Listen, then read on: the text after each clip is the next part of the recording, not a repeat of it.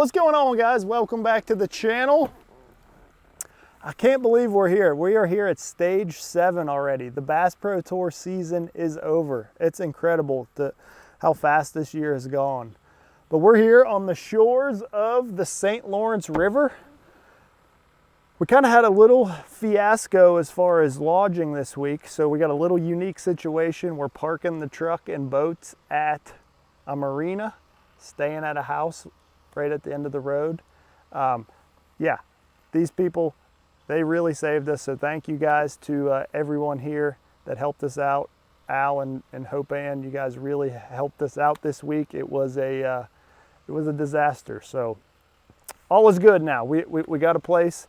We got the crew back intact, and it's time to get after and find some big old smallmouth or largemouth, I guess, out on the St. Lawrence the next few days. So like I said, it's hard to believe stage 7 already, but I'm gonna take you guys through, show you what I rigged up, show you a few key baits I think are gonna play this week, and just kind of give you a little preview on what I think is gonna go down here this week at stage 7.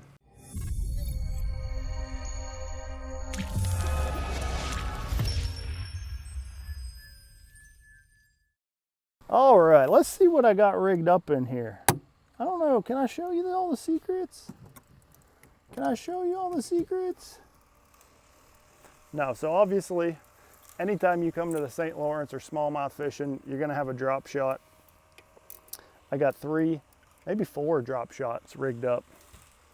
You know, this one here, actually, this is a super heavyweight, so I got ranging from 3/8 all the way up to 3/4. So this is actually the Epic Tungsten tie-on drop shot weight. It goes up to a 3/4 ounce. So I can get him down super deep. You know, it's been hot here, so I feel like these fish are gonna be out pretty deep in this river channel on some of those deeper humps and things. So that's why I went up with a 3/4 ounce to get way down there deep. I got that new Trocar TK 150 VP.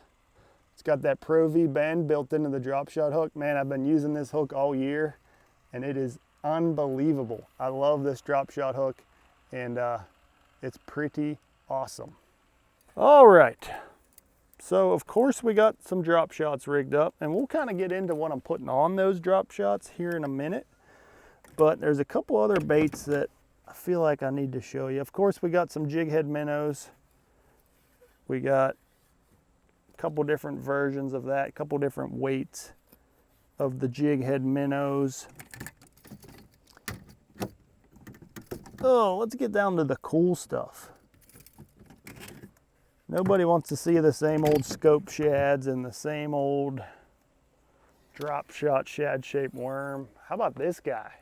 So this has kind of been the latest trend up here on the St. Lawrence, and that's these little finesse football jigs. So there's no weed guard, it's just a finesse football jig. This is a heavy one, this is a 1/2 ounce, and basically you just put a little Ned rig on the back of him. So what I plan on doing, let's see if I can do this without making a mess, is I'm gonna go in here,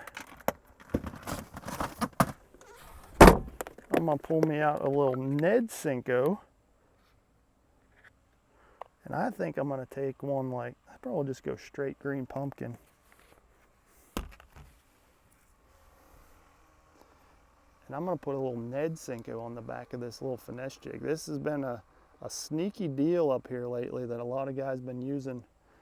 And basically, since he floats straight up, now you got a unique profile. It really imitates those gobies well, and you can drag this and fish it through that current really well. So that's something that's gonna catch them. That one right there, that's actually the Beast Coast. I think it's called the Hybrid. Maybe it's actually got a little fur mixed in there. I think that's rabbit fur mixed in with the silicone. But that's a little sneaky bait that potentially could be the winning bait here on the St. Lawrence. I mean, there's no telling what might go down this week. I do know there's gonna be a lot of big fish caught, a lot of big smallmouth. What else we got in here? Next up, we got something very unique. This is something I've never tried here, but I know it works really well.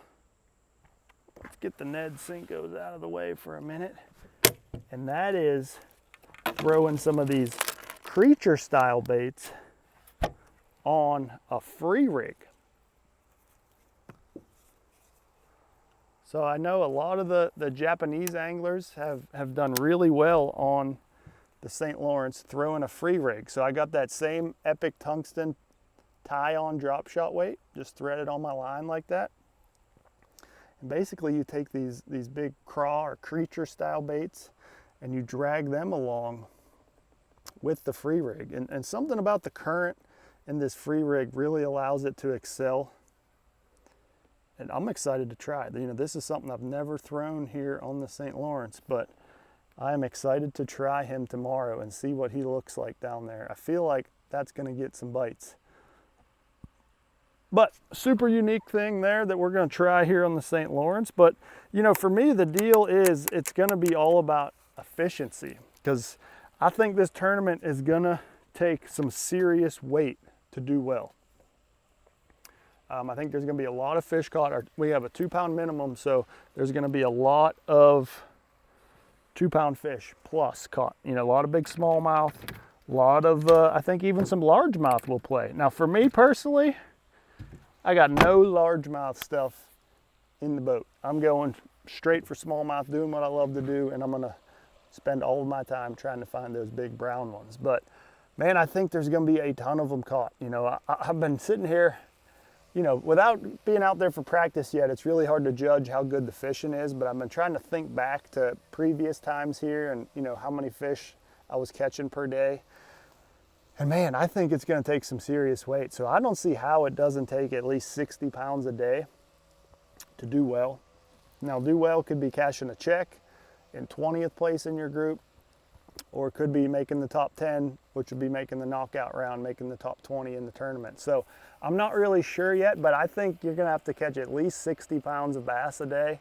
And for me, I'm looking at, that's 23 pound fish. And that's a pretty good day of fishing. So I think it's gonna be an exciting tournament to watch. You're gonna see a bunch of big smallmouth. I'm gonna go out on a limb and say there's gonna be a handful of 6 pound smallmouth weighed in.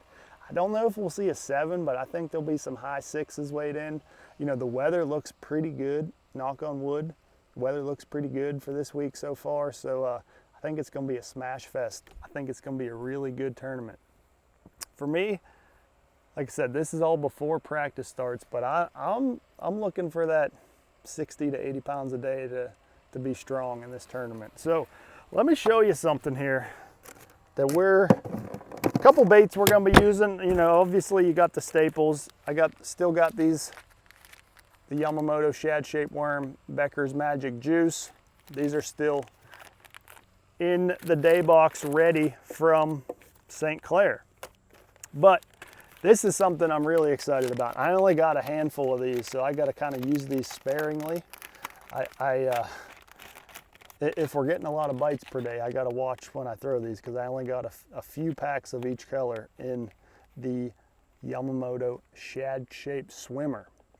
But a really big deal up here on the St. Lawrence is throwing a small swim bait like this one right here on your drop shot. Whenever you're drifting down that current, you know, your standard drop shot bait that a lot of guys would throw that doesn't have a boot tail on the back, it'll actually twirl when you're dragging it through the current. But having that little boot tail on a swim bait, and when you're drifting in that current, that tail is just sitting there swimming, and he just absolutely gets crushed. So the shad-shaped swimmer, I'm gonna go out on a limb here and say somebody on the Yamamoto Pro team is gonna make a top 10 with the shad-shaped swimmer this week. I know that's not really a bold claim, but this bait is going to catch a bunch on the St. Lawrence. And honestly, my only concern with it is running out of them, because like I said, there isn't a whole lot of them available yet. I only have a select few, so we're gonna have to save them for when there's money on the line, that's for sure. But I'm excited to put them to use this week, and I know for a fact I will be out of them by the time I leave the St. Lawrence River, because they are gonna get chomped up here. But you know, other than the little swim baits, there's one other thing that I'm really intrigued by, I wanted to try, and that is this little guy. That I think it's been out for a year or two. I never tried it. It kind of goes with the whole swim bait deal, but it's the TRD gobies. So that's basically the same little swim bait, but it's a goby profile. And you know, they love eating those gobies around here. So I'm gonna try this guy the same sort of way on the back of a drop shot, just kind of drift him around. You know, the cool thing about him is he's out of that stretchy plastic. So they will last a little bit longer. But I'm not sure what the action is like on those or if they're gonna get bit, but that's just something that I wanted to try this week. And then, you know, like I said, I got the creature style baits for the free rig, and then we got some Ned rig baits. I'm even gonna try this. So if I need to catch a big fish, I'm thinking about trying the new 4-inch fat Senko on the back of a Ned rig. You know, it's a big heavy bait, so it'll help sink and get down there fast. And you know, obviously it's not gonna float because it's made out of the Senko material or plastic, but it, you know, when I put on a jig head and that football head scurrying around, that tail is gonna kick up a little bit, and that's just a little bit bigger profile that may help us catch a few fish. But I think that's it, guys. I think I probably showed you guys too much. I gave up a little bit of the juice here before the tournament, but hopefully that doesn't come out back to hurt me or anything. But y'all stay tuned. It's gonna be a great week. Next video you guys will see is we'll get the house together and do the pre-tournament video. And this is the last one of the year. It's hard to believe, but man, the year has flown by. It's been a great year. It's kind of a unique tournament for me because realistically, I'm out of the running for winning Angler of the Year, but I am locked into Red Crest. So I'm kind of in that middle zone where, you know, I don't really need to have a good finish points-wise, but I really want to win this tournament. So I can spend all my time focused on winning this tournament and not have to be stressing about having a good finish for points. So I can fish a little bit differently. You know, like I said, I'm locked into Red Crest. All I have to do is basically weigh in a fish, and I will be locked into heavy hitters. So I feel pretty good that I'll catch a bass this week, but you never know, I could zero. It's always a possibility. But anyway, this is a little bit different situation, like I said, so I can kind of just focus on that win, and that's what we're doing this week. It's strictly about finding, you know, enough groups of smallmouth to go win this tournament. So, okay, that's a lot of talking. Appreciate you guys tuning in as always. Give me those likes and comments and hit that subscribe if you haven't already. Wish us luck this week, and we'll see you guys next time.